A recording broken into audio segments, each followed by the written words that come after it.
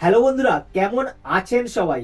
বন্ধুরা, আজকের যে বিষয়টা নিয়ে কথা বলবো সেটা শুনতে অনেকটা সাধারণ মনে হতে পারে, কিন্তু বিশ্বাস করুন, এই জিনিসটা আপনার পুরো জীবন বদলে দিতে পারে।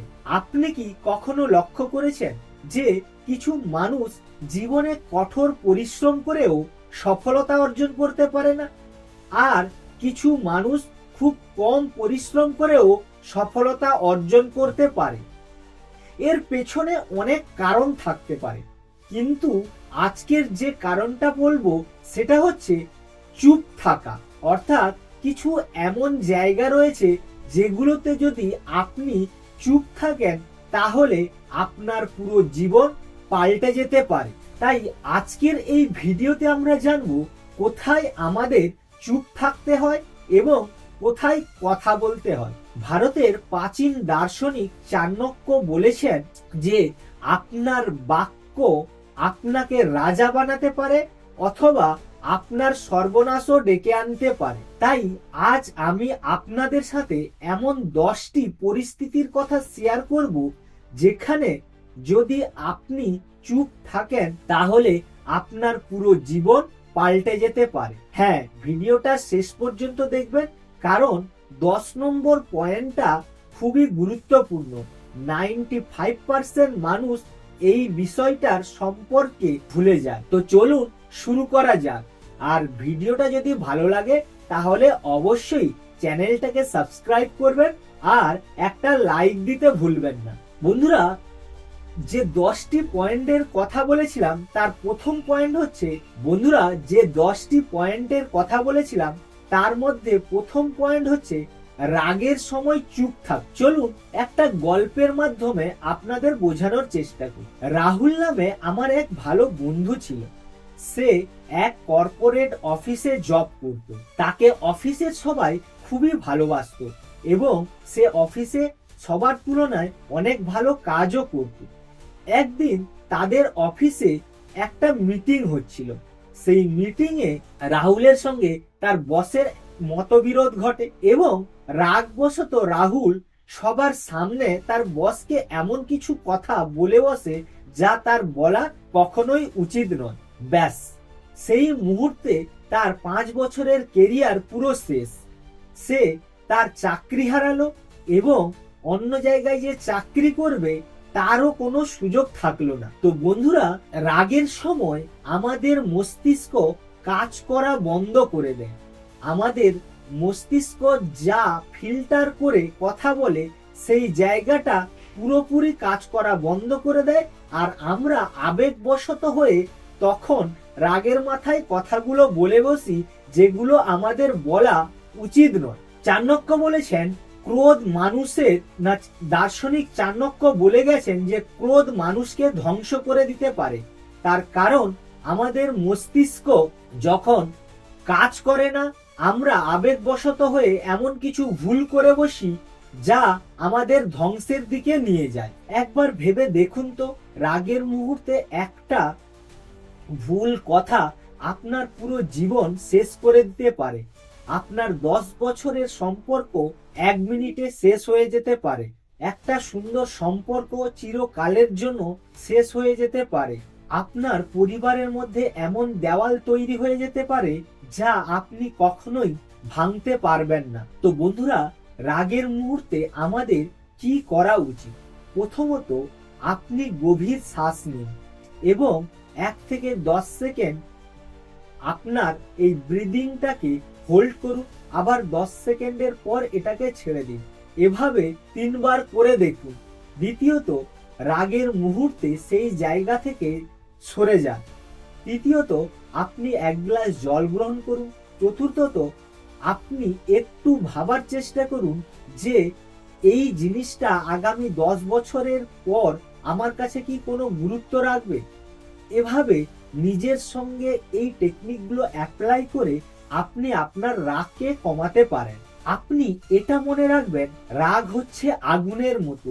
আপনি যদি সেখানে তর্ক যোগ করতে থাকেন তাহলে সেই আগুন বাড়তে থাকবে, আর আপনি যদি নীরব থাকেন তাহলে সেই আগুন নিজের থেকেই নিভে যাবে। তাই বন্ধুরা, সবসময় রাগ হলে নিজেকে কন্ট্রোল করার চেষ্টা করুন, কারণ একটা ভুল আপনার পুরো জীবন শেষ হয়ে যেতে পারে। চলুন এবার দ্বিতীয় পয়েন্টটা জেনে নিই।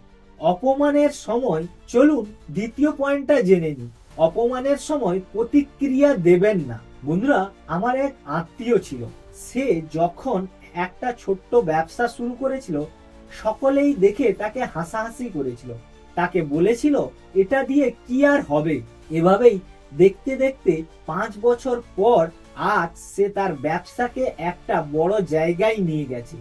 যেসব লোকগুলো একটা সময় তাকে নিয়ে হাসাহাসি করত, আজ তার কাছে গিয়ে কাজের জন্য অনুরোধ করে। তাই বন্ধুরা, কখনোই অপমানের সময় আপনি প্রতিক্রিয়া দেবেন না। আপনার কাজ তাদের জবাব তৈরি করে দেবে, তার জন্য আপনাকে অপেক্ষা করতে হবে। মানুষ আপনাকে 3টি কারণে অপমান করতে পারে। প্রথমত, সে চায় আপনি কিভাবে রিয়্যাক্ট করেন। দ্বিতীয়ত নিজের হীনমন্যতাকে লুকোতে চায়। তৃতীয়ত, সে আপনাকে নিচু লেভেলে নামিয়ে আনতে চায়। এখানেই দার্শনিক চাণক্য বলেছেন, নীরবতাই হলো আত্মনিয়ন্ত্রণের মূল চিহ্ন। অর্থাৎ আপনি যদি অপমানের সময় নীরব থাকেন, তাহলে যে ব্যক্তি আপনাকে অপমান করেছিল তার পুরো পরিকল্পনাটাই ব্যর্থ হয়ে যায়। বন্ধুরা, তাহলে কেউ যদি অপমান করে আমাদের কি করা উচিত? প্রথমত আপনার প্রতিক্রিয়া ইমিডিয়েট যেন না হয়। অর্থাৎ কেউ আপনাকে কোনো কিছু কারণে অপমান করছে, আপনি সেই জায়গায় প্রতিক্রিয়া দেবেন না।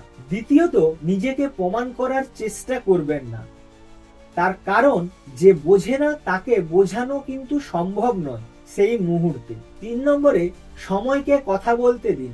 অর্থাৎ আপনি অপেক্ষা করুন এবং আপনি কাজ করে দেখান, আপনার কাজই তার প্রকৃত জবাব হবে। বন্ধুরা, এবার চলুন জেনে নেওয়া যাক তৃতীয় পয়েন্ট, ভবিষ্যৎ পরিকল্পনা গোপন রাখুন। আমার এক বন্ধু ছিল, সে সবাইকে তার ভবিষ্যতের পরিকল্পনা খুলে বলতো, আমি একটা ব্যবসা করব, আমি একটা কোর্স করব, যেখান থেকে আমি লাখ লাখ টাকা ইনকাম করব। এভাবে সে তার সমস্ত বন্ধু, কলিগ সবাইকে বলে বেড়াতো। কিন্তু দেখা গেল 6 মাস পরে সে কোনো কিছুই শুরু করতে পারেনি। তার কারণ, তার মনের মধ্যে সবাই এত সন্দেহ আর ভয় ঢুকিয়ে দিয়েছে যে সে শুরু করতে পারেনি। তাই আপনি আপনার ভবিষ্যৎ পরিকল্পনাকে নিজের কাছে গোপনে রাখুন। এবার আপনার প্রশ্ন হতে পারে যে পরিকল্পনা শেয়ার করলে কি ঘটে? এইখানে প্রাচীন দার্শনিক চাণক্য বলেছেন, আপনার গোপন পরিকল্পনাই হলো আপনার প্রকৃত শক্তি। পরিকল্পনা শেয়ার করলে প্রথমত মানুষ আপনাকে প্রশ্ন করে এবং নানা ধরনের সন্দেহ আপনার মাথার মধ্যে ঢুকিয়ে দেয়। যেমন, এটা তো আগে অনেকে চেষ্টা করেছে, কেউ সফল হতে পারেনি, তুইও এটা করতে পারবি না। দ্বিতীয়ত, এর ফলে উৎসাহ আপনার কমে যায়। যখন কেউ নেগেটিভ কথাবার্তা বলে আপনার পরিকল্পনাকে নিয়ে, তখন আপনার মধ্যে ধীরে ধীরে উৎসাহ কমে যেতে থাকে। তৃতীয়ত, কেউ হয়তো মনে মনে আপনার সফলতা চায় না। হয়তো দেখা গেল আপনি যে পরিকল্পনাটা করেছেন, সেই পরিকল্পনাটাকে নিয়ে সে বড় কিছু করতে চায়, আর সে চায় না আপনি সেটা নিয়ে এগোন। বন্ধুরা, এখানে একটা মজার ব্যাপারও ঘটে। যখন আপনি আপনার পরিকল্পনাকে সবাইকে বলে বসেন এবং সবাই সেটা নিয়ে কথা বলতে থাকে, তখন আপনার মস্তিষ্ক এটা মনে করে যে আপনার পরিকল্পনাটা অনেকটাই সফল হয়ে গেছে, যার ফলে আপনার মস্তিষ্ক সেই দিকে আর গুরুত্ব দিয়ে কাজ করতে চায় না। চলুন একটা উদাহরণের মাধ্যমে বোঝার চেষ্টা করি। ধরুন আপনি একটা ইউটিউব চ্যানেল শুরু করতে চান। আপনি সবাইকে বলে বেড়াচ্ছেন, আমি একটা ইউটিউব চ্যানেল শুরু করব, যেখানে 6 মাসে আমার 1 লক্ষ সাবস্ক্রাইবার হবে। সে জায়গায় আপনি এভাবে প্রতিক্রিয়া দিন যে আপনার এই পরিকল্পনা কাউকে না বলে আপনি নিজের থেকে ইউটিউব চ্যানেল শুরু করুন। আপনি নিজের থেকে একটা ইউটিউব চ্যানেল শুরু করুন এবং সেখানে 6 মাস ধরে প্রতিদিন ভিডিও আপলোড করতে থাকুন। যখন আপনার 1 লাখ সাবস্ক্রাইবার হবে, তখন গিয়ে আপনি আপনার এই পুরো পরিকল্পনাটা শেয়ার করুন। না, প্রাচীন দার্শনিক চাণক্যের মতে পরিকল্পনা নয়, আপনি আপনার ফলাফল সবার কাছে শেয়ার করুন, তাহলে সেক্ষেত্রে আপনি জীবনে অনেক বেশি সাকসেসফুল হতে পারবেন। 4 নম্বর পয়েন্ট, আয় ও সম্পদ বিষয়ে আপনার মুখ বন্ধ রাখুন। বন্ধুরা, আমার এক বন্ধু ছিল যে একটা সফটওয়্যার কোম্পানিতে চাকরি পেয়েছিল এবং ভালো অ্যামাউন্টের স্যালারি পেত। সে সেই স্যালারির কথা সবাইকে বলে বেড়াতো, যার ফলে দুঃসম্পর্কের আত্মীয়রা যারা তার সঙ্গে কথাও বলতো না, তারা তার বাড়িতে আসতে শুরু করে, তাকে বলতে শুরু করে আমাকে কিছু সাহায্য কর না। কেউ আবার বলে আমার ব্যবসায় তুই একটু সাহায্য কর, কেউ বলে তোর তো অনেক টাকা, একটু সাহায্য করতেই পারিস। এভাবে তার পুরো মানসিক শান্তি বিগড়ে দিয়েছে, সে মেন্টালি এক্সস্টেড হয়ে গেছে।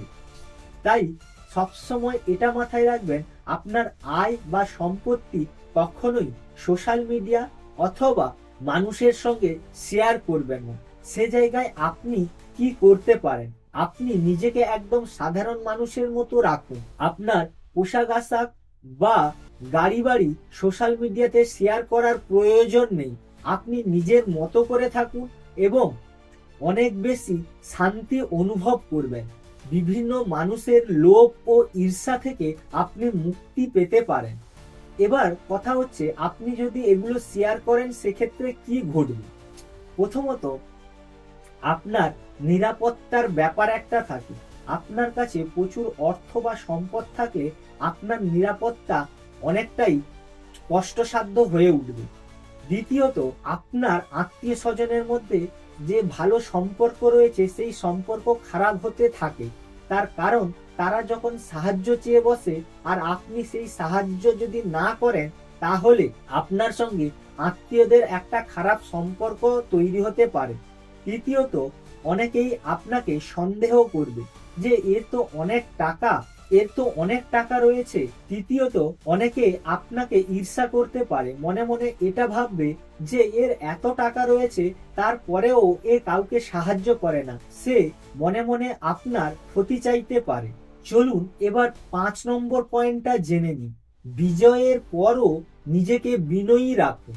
অর্থাৎ বন্ধুরা, যখন আপনি সফলতা অর্জন করবেন তখন নিজেকে বিনয়ী রাখুন। দেখুন, যখন কেউ হেরে যায় সে তো বিনয়ী থাকে, কিন্তু আপনি জয়ের পরেও যদি নিজেকে বিনয়ী রাখতে পারেন তাহলে তার থেকে বড় কিছু আর হয় না। আর সে জায়গায় আপনি নিজেকে যদি বিনয়ী না রেখে ঔদ্ধত্য ভাব প্রকাশ করেন, সেক্ষেত্রে আপনার জীবনে বড় সমস্যা নেমে আসতে পারে। চলুন একটা উদাহরণের মাধ্যমে বোঝার চেষ্টা করুন। একটা ক্রিকেট ম্যাচে একবার একটা দল অনেক ভালো জয়লাভ করল।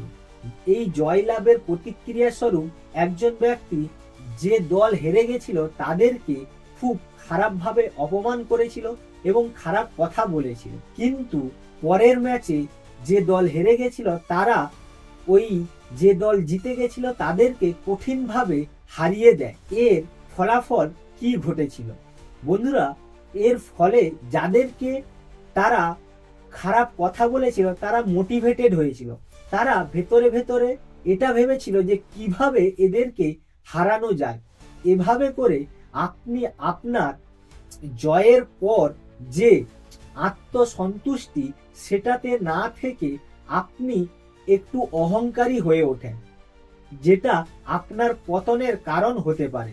এখানেই আসে দার্শনিক চাণক্যের কথায়, জয়লাভের পরে যে চুপ থাকে সেই আসল শক্তি ধারণ করে। জেতার পর কেন চুপ থাকা উচিত না? প্রথমত, আপনার অহংকার আপনার শত্রু তৈরি করতে পারে। দ্বিতীয়ত, পরবর্তী চ্যালেঞ্জের জন্য আপনার মন প্রস্তুত থাকে না, সে এটাকে একটা স্বাভাবিক ব্যাপার হিসেবে মেনে নেয়, যার ফলে সে কঠোর পরিশ্রম করে না পরবর্তী জয়লাভের জন্য। 3 নম্বরে, সম্মান বজায় থাকে। যখন আপনি জয়লাভের পরে বিনয়ী থাকেন, দেখবেন তাতে সবাই আপনাকে অনেক বেশি ভালোবাসবে। জয়ের পরে আপনি কি করতে পারেন? প্রথমত, আপনি তার প্রতিক্রিয়া অল্প দিন, অর্থাৎ সোশ্যাল মিডিয়াতে 10টা 5টা পোস্ট না করে জাস্ট কেবল সবাইকে ধন্যবাদ জানান।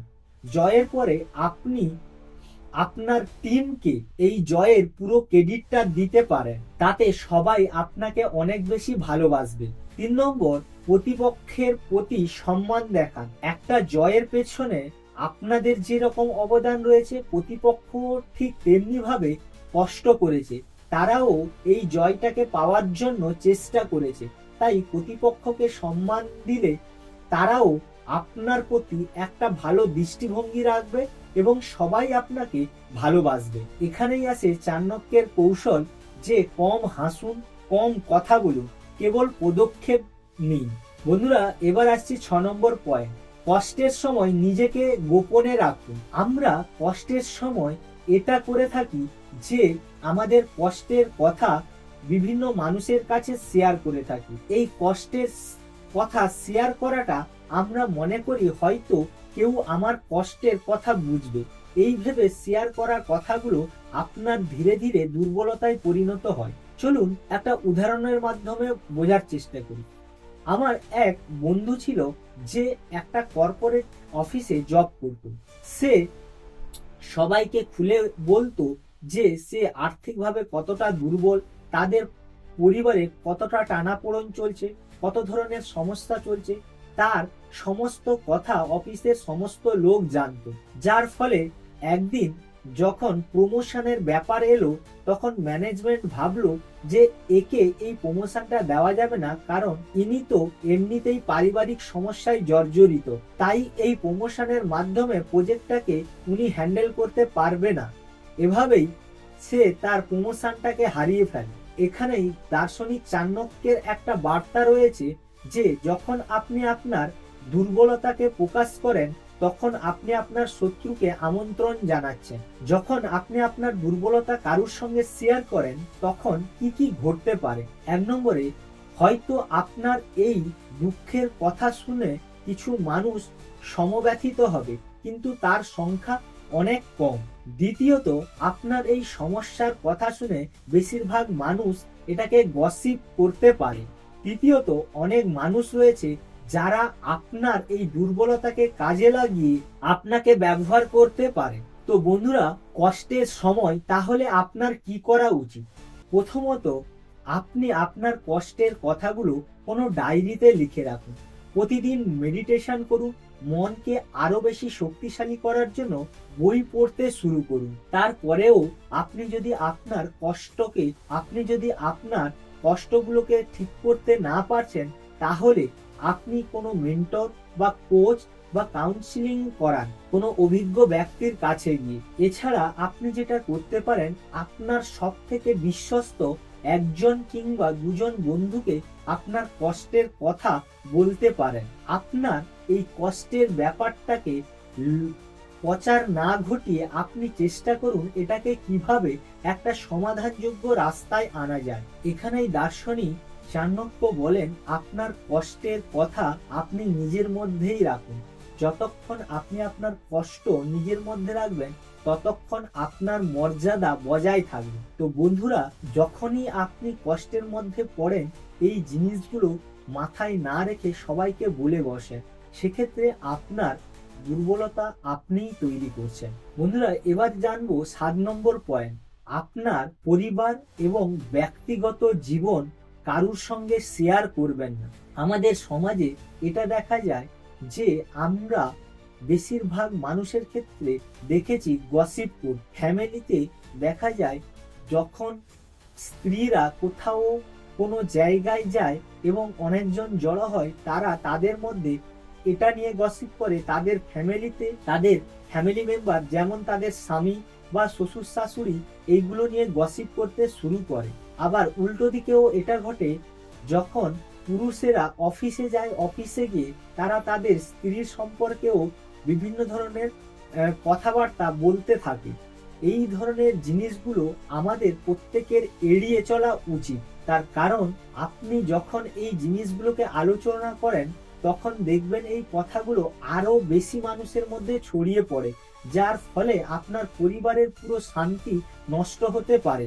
এখানেই প্রাচীন দার্শনিক চাণক্য বলেছেন যে নিজের পরিবারকে সামলাতে পারে না, সে সমাজের সম্মান হারায়।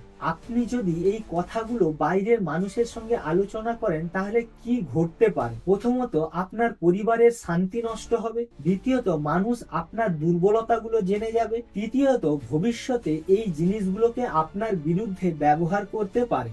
বন্ধুরা, কি কি জিনিস আমাদের গোপন রাখা উচিত? 1 নম্বর, দাম্পত্য জীবন। স্বামী স্ত্রীর মধ্যে কোনো ঝগড়া বা কোনো মতবিরোধ হলে সেটা কারুর সঙ্গে প্রকাশ করা উচিত নয়। দ্বিতীয়ত, পরিবারের মানুষজনের সম্পর্কে। দ্বিতীয়ত, পরিবারের আর্থিক অবস্থা। আপনার পরিবারের আর্থিক অবস্থা কারুর সঙ্গে শেয়ার করা উচিত নয়। তৃতীয়ত, আপনার ফ্যামিলি অর্থাৎ আপনার ছেলেপুলের দুর্বল জিনিসগুলোকে নিয়ে কারুর সঙ্গে আলোচনা করবেন না। তৃতীয়ত, পরিবারের পরিকল্পনা কাউকে না বলাই উচিত। চতুর্থ, অন্তর্কলহ অর্থাৎ ভাই বোনের মধ্যে ঝগড়া, বাবা মায়ের মধ্যে ঝগড়া, এই জিনিসগুলোকে আপনারা এড়িয়ে চলুন। এগুলোকে কখনোই বাইরের মানুষের সঙ্গে শেয়ার করবেন না। তাহলে এই বিষয়গুলোর ব্যাপারে আপনি কি করবেন? প্রথমত, নিজেদের মধ্যে সমাধান এর পথ খুঁজে বার করুন। দ্বিতীয়ত, সোশ্যাল মিডিয়ায় এই জিনিসগুলো না দিয়ে আপনি সেখানে হ্যাপি ফ্যামিলির ছবি দিতে পারেন। তৃতীয়ত, প্রয়োজনে প্রফেশনালের সাহায্য নিন। চতুর্থ, আপনার প্রিয় কোনো একজন মানুষের সঙ্গে এগুলোকে আপনি শেয়ার করতে পারেন। চলুন এবার 8 নম্বর পয়েন্টটা জেনে নিন। নৈতিকতা এবং বড় কাজ নিয়ে কখনোই বড়াই করবেন না। তো বন্ধুরা, এখনকার দিনে সোশ্যাল মিডিয়ায় আপনি দেখে থাকবেন যে কেউ গরিব মানুষকে একটু খাবার দিচ্ছে, সেটাও পোস্ট করছে। কেউ কোনো এনজিওতে দান করছে, সেটাও সে সোশ্যাল মিডিয়াতে পোস্ট করছে। অর্থাৎ প্রত্যেকটা দান করা জিনিস তারা এভাবে দেখাতে চাইছে যে তারা কত কিছু দান করে সমাজের জন্য। অর্থাৎ এভাবে দেখানো হচ্ছে যে আমি কত দান করি, আমি কত সৎ মানুষ। কিন্তু এটা মনে রাখবেন, সত্যিকারের যারা দান করে তারা কিন্তু কখনো বলে বেড়ায় না বা সোশ্যাল মিডিয়ায় পোস্ট দেয় না। উদাহরণ হিসেবে বলা যেতে পারে, ইনফোসিসের কর্মকর্তা নারায়ণ সত্যমূর্তির স্ত্রী সুধা মূর্তি হাজার হাজার কোটি কোটি টাকা দান করেন, কিন্তু সে কখনো সেটাকে পোস্ট করে না বা দেখায় না। আর আমরা এটা মনে করি আমরা এইটুকু দান করে অনেক বড় কিছু করে ফেলেছি। এখানেই দার্শনিক চাণক্য বলেন যে চরিত্র নীরবেই প্রকাশ পায়। এটা কাউকে দেখাতে হয় না, আপনার কাজই এটাকে প্রমাণ করে দেয়। আপনি যে ভালো কাজ করছেন সেটা কখনোই দেখানো উচিত নয়। এর পেছনের কারণগুলো হলো, মানুষ আপনাকে পরীক্ষা করতে শুরু করে। দ্বিতীয়ত, একটু ভুল হলেই সব যেন শেষ হয়ে যায়।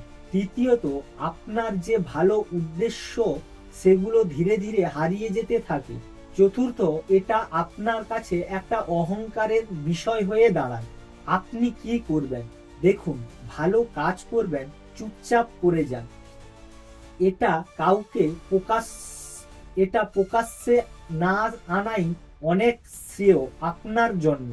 2 নম্বরে, নিজের নৈতিকতা বজায় রাখুন। আমি সত্য বলি, আমি কখনো মিথ্যে কথা বলি না, এভাবে বলে নিজেকে জাহির করবেন না। 3 নম্বরে, কাজের মাধ্যমে প্রমাণ করুন।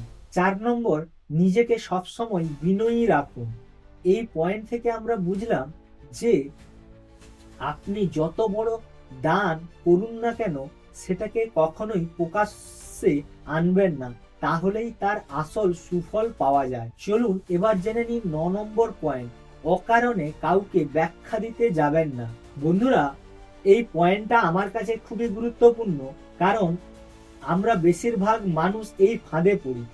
যখন আমরা বিপদে পড়ে যাই তখন নিজেকে বাঁচানোর জন্য সবসময় ডিফেন্ড করার চেষ্টা করি। দেখুন, যে ভুল আপনি করেছেন সেটা সহজে স্বীকার করে নিন। সে জায়গায় আপনি যদি বারবার তর্ক করতে থাকেন তাহলে সে জায়গায় আপনি আরো বেশি ফেঁসে যেতে পারেন। এছাড়া আমরা এভাবে বলতে পারি, ধরুন আপনি একটা অফিসে কাজ করেন, আপনার তাড়াতাড়ি কাজ শেষ হয়ে গেছে, আপনি সে জায়গায় তাড়াতাড়ি বেরিয়ে পড়লেন, হঠাৎ আপনার কলিগ আপনাকে জিজ্ঞেস করলো, কিরে চলে যাচ্ছিস? আপনি সে জায়গায় যদি বলেন, হ্যাঁ আমি সকাল থেকে অনেক কাজ করছি, আমার বাসায় একটা দরকার আছে, এরকম নানা ধরনের কথা বলে আপনি 10 মিনিট তাকে ব্যাখ্যা দিলেন, কিন্তু সেই ব্যাখ্যা দেওয়ার ক্ষেত্রে কি ঘটতে পারে, সে আরো নানা ধরনের প্রশ্ন আপনার কাছে তুলে ধরতে পারে এবং আপনি যা যা বলেছেন তার মধ্যে কি ভুল আছে সেগুলোও সে খুঁজে বার করার চেষ্টা করতে পারে। এতে আপনার সময় নষ্ট হবে। সে জায়গায় আপনি যা করতে পারেন, আপনি হালকা হাসি দিয়ে হ্যাঁ বলে সেই জায়গা ছেড়ে চলে যান। এতে আপনি অনেকাংশে বেঁচে যাবেন। যখন আপনি কাউকে অনেক বেশি ব্যাখ্যা দিয়ে বোঝানোর চেষ্টা করেন, সেই ব্যাখ্যা দেওয়াটা আপনার কাছে উপযুক্ত মনে হলেও যে বোঝে না সে কিন্তু বুঝবে না। তাই সবসময় নিজেকে ডিফেন্ড করার জন্য বেশি কথা বা যুক্তি দেওয়ার দরকার নেই। আপনি চুপ থাকুন, চেষ্টা করুন সেই জায়গা এড়িয়ে চলতে। এবার আপনার প্রশ্ন এটা হতে পারে যে বেশি ব্যাখ্যা দিলে কি সমস্যা। 1 নম্বর, আপনি আপনার দুর্বলতাগুলো এই ব্যাখ্যার মাধ্যমে প্রকাশ করে থাকে। দ্বিতীয়ত, মানুষ আপনাকে আরো বেশি প্রশ্ন করতে পারে। তৃতীয়ত, আপনার অযথা অনেক সময় নষ্ট হয়। চতুর্থ, আপনার শত্রু তৈরি হতে পারে। এবার কথা হচ্ছে কোথায় কোথায় ব্যাখ্যা দেওয়া উচিত নয়। প্রথম হচ্ছে, ছোটখাটো অভিযোগকে ব্যাখ্যা দিতে যাবেন না। দ্বিতীয়ত, কোনো গসিপ বা হিউমারে আপনি ব্যাখ্যা দেওয়ার চেষ্টা করবেন না। তৃতীয়ত, ঈর্ষা পরায়ণ মানুষকে কখনো ব্যাখ্যা দিয়ে বোঝানোর চেষ্টা করবেন না। চতুর্থ, অপ্রয়োজনীয় প্রশ্নে আপনার ব্যাখ্যা দেওয়ার কোনো প্রয়োজনীয়তা থাকে না। সে জায়গায় আপনি কি করবেন? আপনি শর্টকাটে উত্তর দিন, হ্যাঁ, না, এভাবেই হাসি মুখে জিনিসগুলোকে এড়িয়ে যাওয়ার চেষ্টা করুন। কাজের মাধ্যমে প্রমাণ করার চেষ্টা করুন, নিজেকে নীরব রাখুন। একটা শক্তিশালী গল্প হচ্ছে যে স্টিভ জবস একটা সময় তার নিজের তৈরি কোম্পানি থেকে তাড়িত হয়েছিলেন। সে কোনো কাউকে ব্যাখ্যা না দিয়ে নিজের মতো করে কাজ করে গেছেন এবং একটা সময় এসে সে আবার তার কোম্পানিতে সসম্মানের সহিত ফিরে এসেছিলেন। তাই অযথা ব্যাখ্যা না দিয়ে নিজেকে তৈরি করুন সেই ব্যাখ্যার জবাব হিসেবে আপনার সফলতাকে। তো বন্ধুরা, এখন আসছি যে গুরুত্বপূর্ণ পয়েন্টের কথা বলেছিলাম, সেটা হচ্ছে প্রস্তুতির সময় চুপ থাকুন। অর্থাৎ যখন আপনি কোনো কাজের প্রস্তুতি নিচ্ছেন, তখন সেটা কাউকে না বলে নিজের মতো করে নিজেকে তৈরি করতে থাকুন। আমার এক বন্ধু ছিল যে ইউপিএসসি পরীক্ষার জন্য প্রস্তুতি নিচ্ছিল। সে সবাইকে বলে বেড়াচ্ছিল যে আমি আইএএস অফিসার হব, আমি দিনে এত ঘন্টা পড়াশোনা করি। এভাবেই সে সবাইকে বলে বেড়াতে থাকে, যার ফলে সবাই তাকে এত প্রশ্ন করে, তার উপর এত এক্সপেকটেশন বেড়ে যায় যে সে 6 মাসের পর সবকিছু ছেড়ে দেয়। সে মেন্টালি অনেক হ্যারেস হয়েছিল। অথচ আর একটা বন্ধু যে কাউকে না জানিয়ে 2 বছর ইউপিএসসি প্রিপারেশন নেয় এবং রেজাল্ট আসে, সে আইএএস অফিসার হয়ে যায়। এভাবেই আপনি যখন কোনো কিছুর প্রস্তুতি নেবেন, তখন সেটা কাউকে না জানিয়ে নিজের মতো করে নিজেকে তৈরি করুন। আপনার সফলতাই আপনার প্রচার ঘটিয়ে দেবে, এটা আপনাকে বলতে হবে না। এখন আপনি বলবেন এতে কি লাভ হতে পারে। দেখুন, আপনি যে কাজটা করছেন সেটা ফোকাসের সহিত করতে পারবেন। দ্বিতীয়ত, আপনার মধ্যে কেউ নেগেটিভিটি ঢোকানোর মতো থাকবে না। অর্থাৎ কেউ বলবে না তুই এটা পারবি না, তোর দ্বারা এটা হবে না, এ ধরনের কথাবার্তা আপনাকে শুনতে হবে না। তৃতীয়ত, কোনো মানুষের এক্সপেকটেশন আপনার উপর খুব বেশি থাকবে না। 4 নম্বর, সারপ্রাইজ না, যখন কেউ সারপ্রাইজ পায় তখন সেটা অনেক বেশি ইম্প্যাক্টফুল হয়ে ওঠে।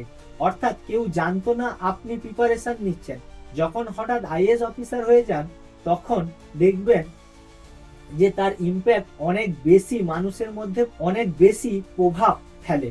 কি কি ক্ষেত্রে আপনার জিনিসগুলোকে শেয়ার করা উচিত নয়। 1 নম্বর, আপনি যখন কোনো কম্পারেটিভ এক্সাম বা সরকারি জব অথবা আপনি কোনো ব্যবসা শুরু করছেন, সেসব ক্ষেত্রে আপনাকে চুপচাপ নিজেকে তৈরি করতে হবে। তাই যখন আপনি নিজেকে নিজের মতো করে তৈরি করছেন, সেই জিনিসগুলোকে কারোর মধ্যে শেয়ার না করাই ভালো। তো বন্ধুরা, এই 10টি পয়েন্ট যদি আপনি মনে রাখেন এবং আপনি আপনার জীবনে চলার পথে এগুলোকে পালন করতে পারেন, তাহলে আপনার সফলতা কেউ আটকাতে পারবে না। তাই জীবনে চলার পথে এই ছোট ছোট জিনিসগুলো মাথায় রাখুন এবং নিজেকে সফলতার পথে আর এক ধাপ এগিয়ে নিয়ে চলুন।